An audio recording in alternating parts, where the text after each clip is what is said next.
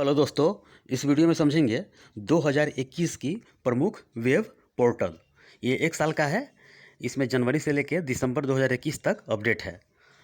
2021 की प्रमुख web portal. इससे संभावना बनता है कि एग्जाम में क्वेश्चन पूछा जाता है कि 2021 का जो भी प्रमुख है वेब पोर्टल उसके बारे में समझेंगे। जैसे में आकांक्षा पोर्टल किसके लिए चालू किया गया था, तो इसके बारे में समझेंगे। मधु क्रांति किसके लिए था, सेहत क्रांति किसके लिए था, इसके बारे में समझेंगे। तो आइए समझते हैं पहले कि 2021 की प्रमुख वेब पोर्टल। ये काफ़ी महत्वपूर्ण है, एग्जाम में पूछा जाता है क्वेश्चन। ये देखिए 2021 की प्रमुख वेब पोर्टल जनवरी से लेकर दिसंबर 2021 तक यह अपडेट है।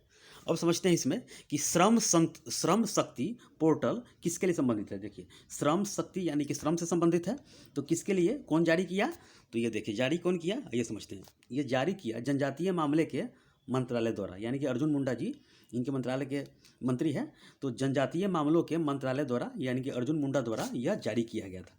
इसका उद्देश्य क्या है, इसका उद्देश्य पूछे तो आदिवासी प्रवासी श्रमिकों से संबंधित डाटा एकत्रित करने तथा उसे योजनाओं का यानी कि लाभ लेने के लिए, यानी कि योजनाओं को कल्याणकारी से जोड़ना उसे है। तो ये श्रम शक्ति पूछेगा कि किस मंत्रालय द्वारा चालू किया गया। इसका उद्देश्य हो सकता है, तो पीसीएस में पूछ सकता है कि किसके लिए है, तो आदिवासी के लिए है। तो जनजातीय मामलों के मंत्रालय द्वारा शुरू किया गया श्रम शक्ति पोर्टल। और उसके बाद क्या है कि आदिवासी प्रवासी जो बाहर रहते थे वो आए, तो उसके संबंधित डाटा एकत्रित करने के लिए तथा योजनाओं का लाभ करने के लिए यह पोर्टल शुरू किया गया, श्रम शक्ति पोर्टल। ये एक समझ गए। आइए समझते हैं आकांक्षा पोर्टल क्या है। आकांक्षा पोर्टल जो कि कर्नाटक सरकार के द्वारा जारी किया गया, आकांक्षा पोर्टल जो है कर्नाटक सरकार द्वारा जारी किया गया। इसका क्या है, ये कॉर्पोरेट सोशल रिस्पॉन्सिबिलिटी यानी कि CSR में पारदर्शिता लाने के लिए किया गया।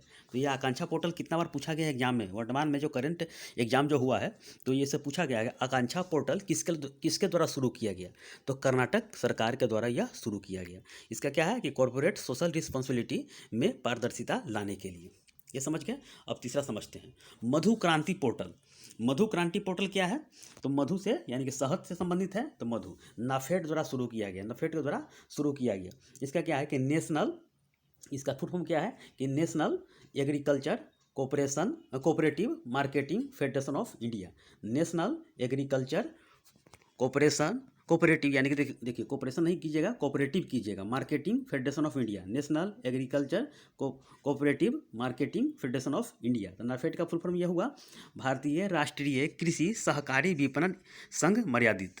इसका अर्थ हुआ यानी कि इसमें शहद और अन्य मधुमक्खी उत्पादकों को ऑनलाइन प्लेटफॉर्म के जरिए रजिस्टर्ड करना पड़ेगा, यानी करेगा ये। तो मधु क्रांति शहद से संबंधित है और ये नाफेड के द्वारा शुरू किया गया। ये भी एग्जाम में पूछा गया है, कितने एग्जाम में पूछ दिया गया है।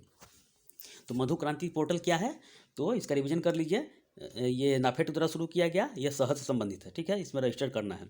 आकांक्षा पोर्टल कर्नाटक सरकार द्वारा शुरू किया गया, यानी कि कॉर्पोरेट सोशल रिस्पॉन्सिबिलिटी में पारदर्शिता लाने के लिए। श्रम शक्ति किसके द्वारा है, जनजातीय मामले के द्वारा शुरू किया गया। किसके लिए है, आदिवासी लोगों के लिए है। इतना समझ गए, 3 समझ लिया। चौथा समझते हैं।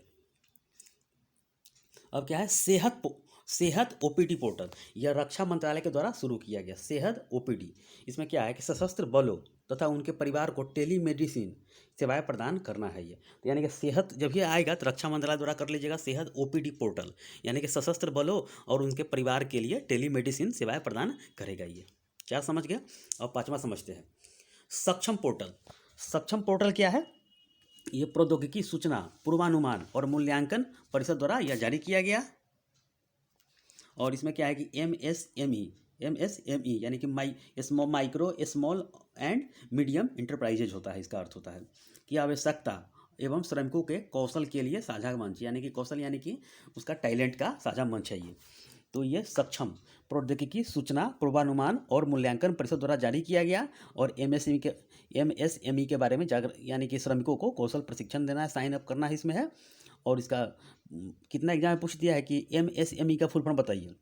तो इसका वर्तमान जो इसका नाम है सूक्ष्म लघु और मध्यम उद्यम, यानी कि इंटरप्राइजेज, यानी कि M से माइक्रो हो गया, S से स्मॉल हो गया एंड M से मीडियम हो गया, E से इंटरप्राइजेज हो गया। तो ये इतना समझ गए सक्षम, यानी कि MSME के बारे में बताएगा ये। अब समझते हैं single window clearance. Single window clearance क्या है? तो गृह मंत्रालय द्वारा यह शुरू किया गया, गृह मंत्रालय द्वारा यह शुरू किया गया। ये समझ गए? अब समझते हैं। देखिए इसका क्या है कि कोयला क्षेत्र में पारदर्शिता लाने तथा कोयला खदानों की ऑनलाइन संचालन की सुविधा प्राप्त करेगी इसमें। यानी कि सिंगल विंडो का अर्थ हुआ कि गृह मंत्रालय द्वारा यह शुरू किया गया और कोयला क्षेत्र में पारदर्शिता लाने के लिए कोयला खदानों की ऑनलाइन संचालन की सुविधा प्राप्त होगी इसमें।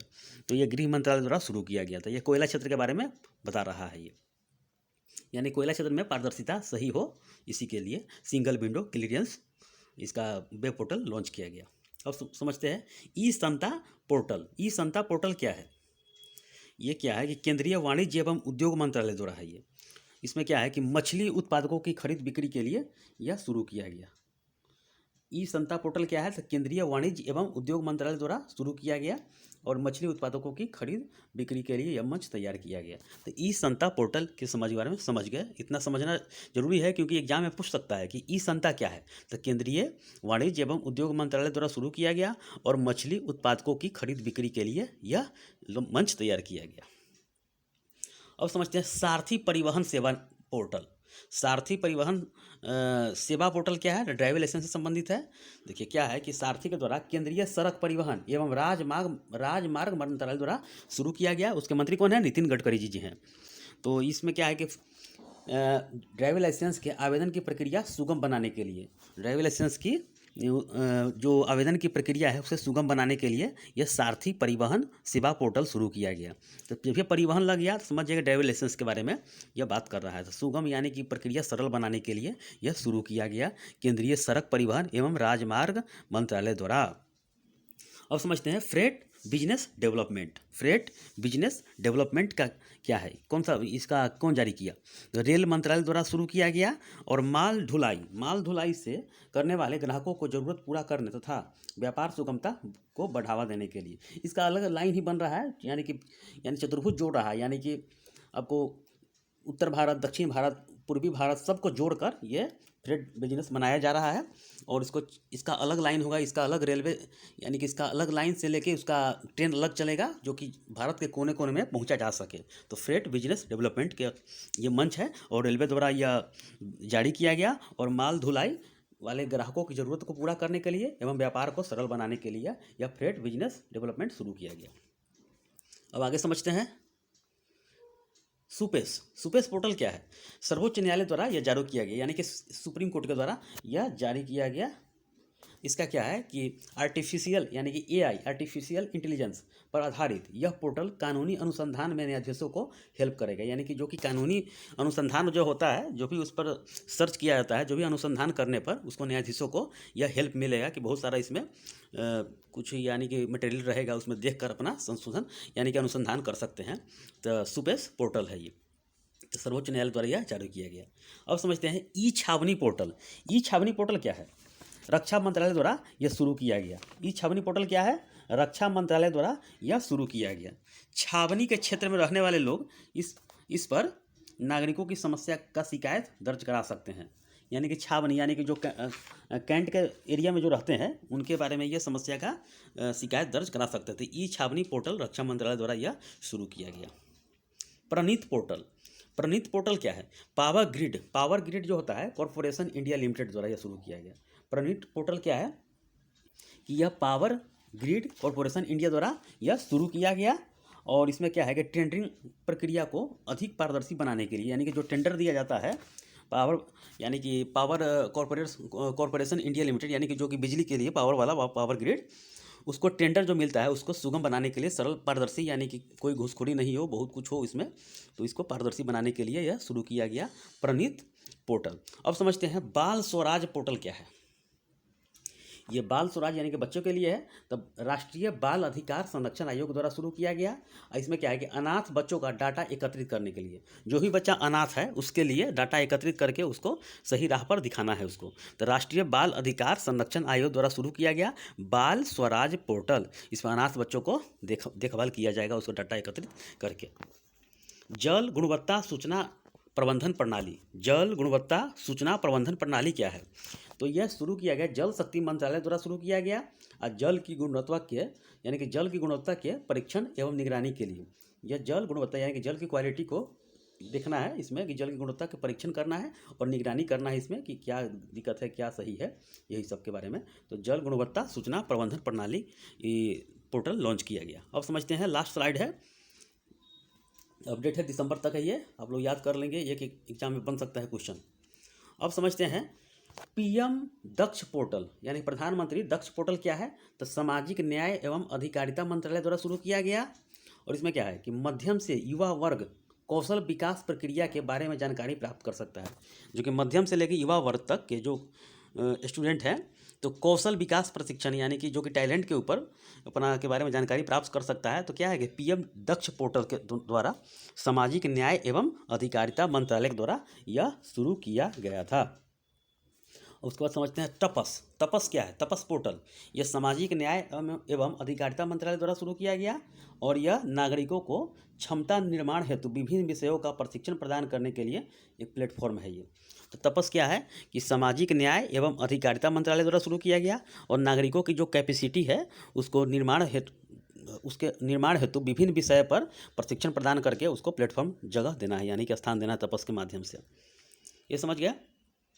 अब समझते हैं ईज ऑफ लॉजिस्टिक पोर्टल।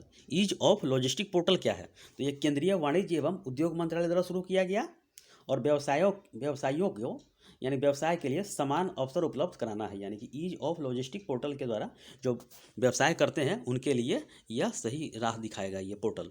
तो केंद्रीय वाणिज्य एवं उद्योग मंत्रालय द्वारा यह शुरू किया गया ईज ऑफ लॉजिस्टिक पोर्टल। अब समझते हैं प्राण पोर्टल। प्राण, ये प्राण क्या है, तो ये केंद्रीय पर्यावरण वन एवं जलवायु परिवर्तन मंत्रालय द्वारा है और इसमें वायु संबंधित जानकारी देना है, वायु गुणवत्ता के संबंधित जानकारी देना है, वायु प्रदूषण का नियमन करना है।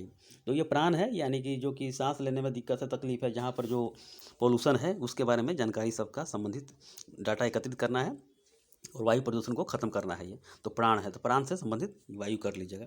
केंद्रीय पर्यावरण वन एवं जलवायु परिवर्तन मंत्रालय द्वारा यह शुरू किया गया। अब समझते हैं ई श्रम पोर्टल। यह ई श्रम पोर्टल क्या है, ये श्रम एवं रोजगार मंत्रालय द्वारा शुरू किया गया। इसमें क्या है कि असंगठित क्षेत्र के 38 लाख से अधिक मजदूरों को युवाओं का लाभ देने के लिए आधार, बैंक अकाउंट तथा मोबाइल नंबर से जोड़ना है। इसे क्या है कि ई श्रम पोर्टल यानी कि श्रम से संबंधित है, तो श्रम मंत्रालय द्वारा शुरू किया गया और असंगठित क्षेत्र के 38 लाख से अधिक मजदूरों को योजनाओं का लाभ देने के लिए आधार, बैंक हो, लिंक हो, जो भी हो, इसको ऐड करना है। ये समर्पण पोर्टल, ये क्या है कि हरियाणा सरकार का यह पोर्टल है और इसमें शिक्षा, खेल, विज्ञान, कृषि आदि को बढ़ावा देने के लिए यह शुरू किया गया। तो समर्पण यानी खेल के प्रति, शिक्षा के प्रति, विज्ञान के प्रति इसको समर्पण करना है और समर्पण पोर्टल स्थापित करना है, तो हरियाणा सरकार का यह पोर्टल है। अब समझते हैं बाल स्वराज पोर्टल क्या है ये, तो राष्ट्रीय बाल अधिकार संरक्षण आयोग है ये, अनाथ हुए बच्चों का डाटा एकत्र करने के लिए। क्या है कि बाल स्वराज यानी कि बाल स्वराज है, तो अनाथ हुए बच्चों को डाटा एकत्रित करने के लिए राष्ट्रीय बाल अधिकार संरक्षण आयोग द्वारा यह शुरू किया गया। अब समझते हैं विद्यांजलि पोर्टल क्या है, केंद्र सरकार का यह पोर्टल है और समुदाय एवं या स्वयं सेवकों को उनकी पसंद के सरकारी स्कूलों से जोड़ना तथा अपना योगदान देना। तो विद्यांजलि पोर्टल क्या है कि समुदाय या स्वयं सेवकों को उनकी पसंद के सरकारी स्कूलों से जोड़ना है तथा अपना योगदान देना है। ये युक्त धारा पोर्टल क्या है, इसरो तथा ग्रामीण विकास मंत्रालय द्वारा यह शुरू किया गया। इसमें क्या है कि रिमोट सेंसिंग के जरिए डाटा जुटाएगा और जिसमें ग्रामीण विकास संभव हो सकेगा, पारदर्शिता लाएगा इसमें। तो यही है युक्त धारा पोर्टल, इसरो तथा ग्रामीण विकास मंत्रालय द्वारा शुरू किया गया और रिमोट सेंसिंग के जरिए डाटा गुणवत्ता जुटाएगा और ग्रामीण विकास को यानी कि बढ़ावा के लिए योगदान करेगा इसमें। यही है पोर्टल है, 1 साल का पोर्टल है, इससे 1 नंबर क्वेश्चन पूछने का चांस रहता है। इसके बाद एप्लीकेशन देखेंगे और भी है, तो इतना याद कर लीजिएगा। तो ये काफ़ी महत्वपूर्ण क्वेश्चन साबित होगा ये सब आने वाले एग्जाम में, तो ये काफ़ी महत्वपूर्ण है। ठीक है, तो इस वीडियो में इतना ही, धन्यवाद।